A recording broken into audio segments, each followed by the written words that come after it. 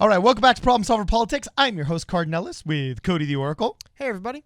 And today we got all kinds of cool stuff we're going to talk about. First off, there's a major hashtag cruising around for ex or recovered Pete Buttigieg supporters.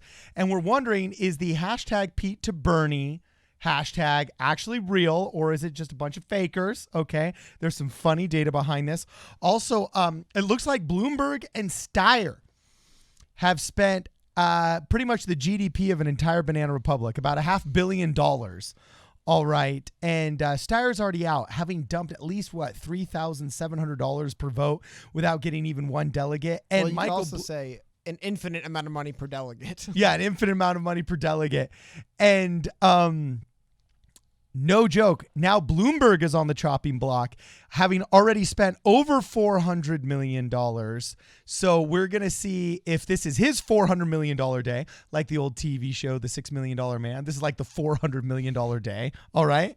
And then we're also going to have a preview of Super Tuesday. It's all going down right now. We're going to cover the kind of the biggest battleground states that are going up for grabs on Super Tuesday, including our own good old the Sunshine State, California. Actually, the Sunshine State is technically Florida, but the Golden State is California. So, Cody, start us off, my man. Tell us what's going on. All right. Well, I think it's just kind of tradition now. When a candidate drops out, of course, people are very interested in who the support base that candidate will go to. And as the field is narrowing, a lot of Bernie Sanders supporters are people are curious, where is, for example, Pete Buttigieg's support going to go? For those of you who don't know, Pete Buttigieg did drop out of the race yesterday, I believe, which a tragedy, huh? Anyway. This is what I thought was fascinating. So there was a minor thing going on Twitter of the Pete to Bernie. Now, we'll get into in a minute why it's weird, but really quickly, I want to show this tweet. I'm still not convinced this isn't a joke, where someone said, "There's no more ardent supporter of Pete Buttigieg than I. He is a hero and a statesman with a luminous future before him. As heartbroken as I am, I accept that Bernie Sanders is now the only candidate who can lead this nation forward. I will do all I can to ensure his victory." Sounds like basically propaganda from someone who supports Bernie Sanders. However, this idea of Pete Buttigieg supporters going over to Bernie Sanders was something that was kind of being discussed and floated around a little bit on Twitter. Now, someone put this tweet together. I'm not going to get too far. I don't want to bring up Twitter drama as like news, but I think I want to launch into something on this. But what's interesting is, check this out. So we saw tweets going around by this guy who I think is pronounced Samuel Finkelstein. Either way, for better or for worse, I just consider him to be one of like the bigger Bernie versus we see him all the time. Bernie voice on the platform, right? Like he's influential. People listen to him. Anyway, basically said, hey, it's now time for unity. However, it's important to remember, we can go back into the distant past of weeks ago. I'm not trying to call this guy out, but there was a lot of animosity going, by the way, both ways between Pete Buttigieg supporters and the Pete Buttigieg crew and the Bernie supporters. Bernie supporters obviously are more used to kind of like Twitter memeing with each other. However, Pete Buttigieg, again, I'm going to go back and pull articles from a few weeks ago where Pete Buttigieg is basically telling people that we can't vote for Bernie Sanders because the party will go. I want to see if I can find my favorite one where he says he wants to find someone who gives a damn about the bottom part of the ticket. I mean, there definitely is. Here we go. So the former South Bend, Indiana mayor used his final speech in Nevada on Saturday to first congratulate the Vermont senator on winning, before lambasting the message, animating Sanders' campaign, attacking his movement as, and this is what I love, an inflexible ideological revolution, and arguing the tenor of his operation is one of combat, division, and polarization. Whoa. He goes, I believe the best way to defeat Donald Trump and deliver for the American people is to broaden and galvanize the majority that supports us on the critical issues. Senator Sanders believes in an inflexible ideological revolution that leaves out most Democrats, not to mention most Americans. And again, they're running against each other for president. This isn't out of line. But what's funny to me is this notion we're seeing.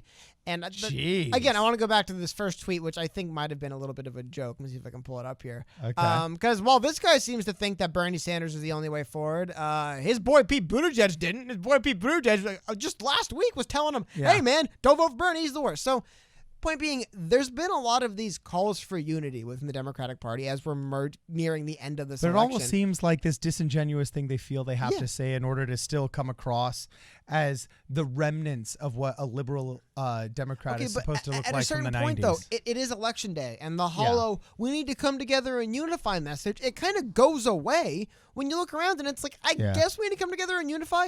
But again, I'll see if I can pull it up. I have one here, but how many times did Bernie Sanders call out Pete Buttigieg and his billionaire donors? Like, what? Like, I'm supposed to, like, support Pete Buttigieg and think he's doing the right thing, hear that and go, yeah, but whatever, I support Bernie now. Like, it's one of the issues with these with any primary in general, right? When you're running against somebody, you obviously can't say they're great and they should be president. Otherwise, like, why are you running? So you have to explain why you're better than them. But then, yeah, eventually they do drop out, and all of those mayor cheat. I didn't even bring up. Remember what happened in Iowa when Pete gave his victory speech too early? Oh my God, the things there was people. I'll admit I was part of them, but there's people all over the place throwing around these crazy theories about how Pete's paying off the people who did the app stuff. Like, but the notion that you're supposed to take all those hits as a Pete Buttigieg supporter, sit there, have people say your candidate's a liar, he works for the CIA, he's buying votes, he's scamming the election, and then 30 days later turn around and vote for your candidate is like crazy. But that's kind of what and some people are pushing it. I think it's crazy. I couldn't imagine as an Andrew Yang supporter. I remember all the stuff people were saying about Andrew Yang. I'm not just gonna forget that stuff and say, oh well, whatever. Well, you also run. I mean, like that. You said those things. These candidates said these things to each other. I don't know. You also run a very strange risk because for me, I disagree with Bernie Sanders, but I respect that he's kind of been this old Bolsheviks for 40 years. You know what I'm saying? And I believe that he believes what he's saying is right. So I give credit where credit is due. And I think, okay, like he's not like Pete or Warren just saying whatever he wants to say to get into power. He legitimately is gaining his political power because what he's saying is authentic, and authenticity is very important for a guy like me. Okay. But man, it was really a weird pill to swallow when after a full year practically of just shredding Hillary Clinton and the establishment as irredeemably corrupt. Within a week, he turns around and he endorses her. And I know tons of Bernie people that were just like, all right, I can't swallow that even from the man I love, Bernie. And that's why so many of them voted for Donald Trump. In fact, I think he actually still in 2020 now would have a stronger presence had he not endorsed Hillary Clinton and gone along to get along. So a miniature version of that, I wonder if it's happening amongst Pete Buttigieg supporters. You know what I'm saying? After that debate performance, you know what I'm saying? And multiple speeches in town halls where he's really leaned hard into Bernie Sanders beyond the normal. I'd like to, quote, draw a distinction between my friend, my colleague, and I. You know what I'm saying? To just outright blatant calling names and being brutal, okay? It just seems strangely disingenuous that all of a sudden there's this call for unity and friendship. And it makes me think somebody's lying and is untrustworthy, because you can't go from hating somebody that badly to loving and endorsing them within a week. I'm sorry. You just can't. Well, he's not. The thing is, Big Booty's not going to endorse Bernie Sanders. He's going to endorse probably Joe Biden.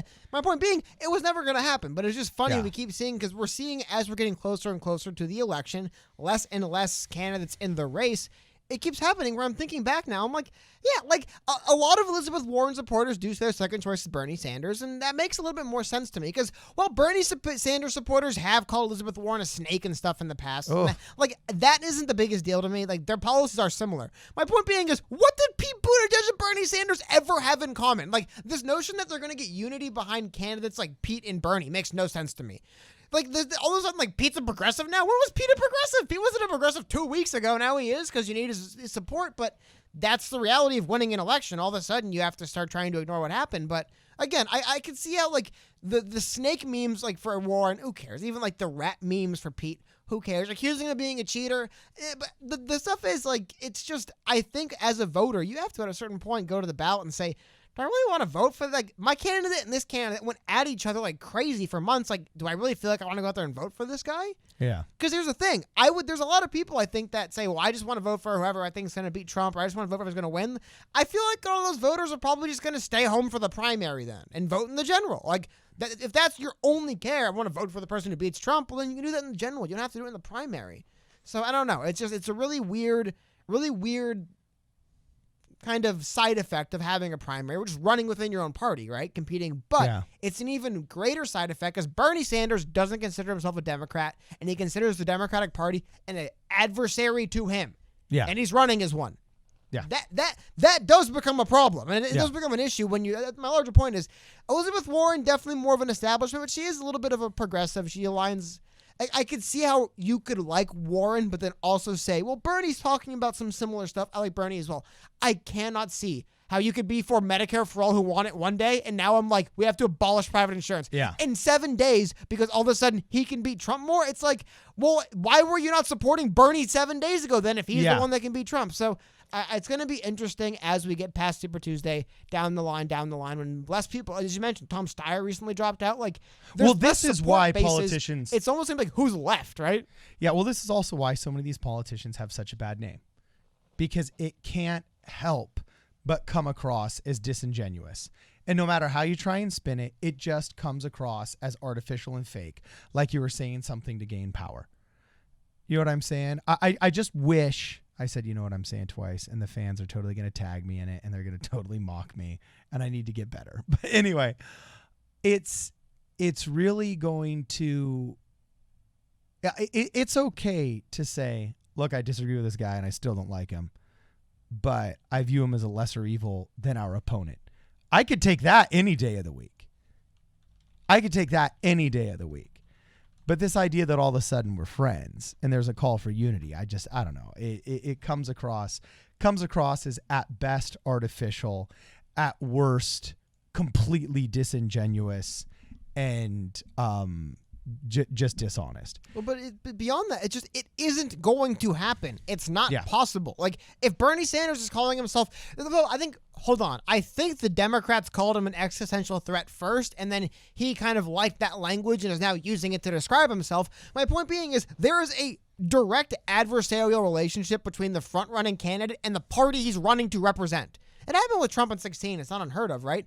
But it's one of the things where unless you steamroll this election, which it doesn't look like Bernie is steamrolling yet, you are going to... It isn't... How do I explain this? Like, I don't think it's going to be the kind of thing where there was some Marco Rubio voters who probably stayed home for Trump, right? Maybe, but I think a lot of them said, he's going to win. If we want to win, we're going to support him. So I'm not saying it's crazy to think it won't happen with Bernie, but it just, it feels weirder in the sense that there was a Never Trump movement, right? Yes. But the Never Trump movement existed because it wasn't every Republican. It feels like the Never Bernie movement is the DNC. So it's a little different. You know what I mean? Like, there was individual Republicans that were Never Trump, but there's no Never Bernie movement. Well, the Never Trump movement kind of was the RNC. It was a lot of the establishment, but then old just school. shrunk. You know what I mean? Like, eventually until it was individuals we could point out. It's like individual journalists. Like, the Never Bernie movement is MSNBC's entire network, right? Like, everyone who's a DNC decision maker. Oh, Barack Obama has been, I guess, not directly quoted, but sources have been quoted saying Obama's not going to endorse anyone, but he will definitely fight like hell to make sure Bernie's not the nominee. Like, it's like you can't even name it because it's the whole thing. So I don't know. It's the reason why I think the Pete versus the Pete to Bernie thing kind of highlighted it to me. Looking at it, where I'm like, there's so many bridges you got to cross there, and the fact that, like, why would Bernie? From what Bernie Sanders ideologically believes in, why would he even want Pete supporters? Why would he be, we don't even want you people. You guys stand for so much that we stand against. But all of a sudden you're going to support us now? Why would you want the support of somebody who just a few weeks ago was fine with the candidate you think's awful? I don't know. I just think it's really weird how they found themselves in the spot where Bernie is not quite. And I guess I'll end on this. What I see is happening, what looks to me like is happening, is Bernie Sanders has been pitching the Democrats for a while that I'm going to motivate new voters.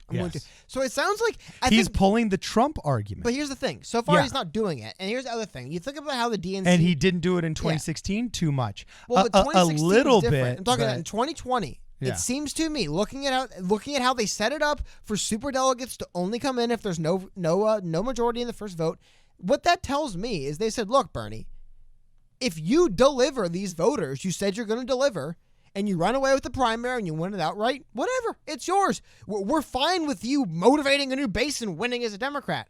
However, if you don't, and you continue to be this divisive force that's trying to break down the walls and it's not succeeding, we're keeping you out, we're going to get rid of you. And I think this is kind of, Bernie's 78 years old. It's kind of put up or shut up anyway. He's not going to run again in 2024. I do not see how an 82-year-old man can run for president for the third time in a row. Like, that'd be crazy to me. Duh. So this is basically it for him. And it seems to me they've given him that ultimatum. And so far, we can go through some of the numbers. I haven't pulled up yet, but we'll do another video maybe. But you look through the numbers, the turnout's not crazy. It's why the Democrat establishment's getting every time a state votes in Bernie. It's why they freaked out in Nevada, because they're like, oh no, this is what Bernie's been promising us. But every time there's a state where what Bernie promised doesn't happen, there isn't this wave of progressives that come out and steamroll for him, which, by the way, in Nevada, it was kind of similar support to what he had in 2016 anyway, but it just looked better. They're going to ratchet it up, and they're going to ramp it up, and they're going to keep driving this wedge. So the notion that a Pete Buttigieg supporter is just going to put not only the fact that there's been a lot of just, like I said, mean memes, they're mean memes. Who cares? Get over it. But you factor that in with the fact that you don't agree ideologically with this person, and the party you're a member of, this person views as an adversary. Like, how do you just get over that? I don't know. I went a little bit long, but that's just kind of something I've been seeing happening, and it's just I'm very curious to see what happens with the convention and what is it in May? Because, what's the answer to this? I have no idea. Yeah. So if there's anybody in the audience here that was a Pete supporter that is now switching over to Bernie, we'd love to hear from you.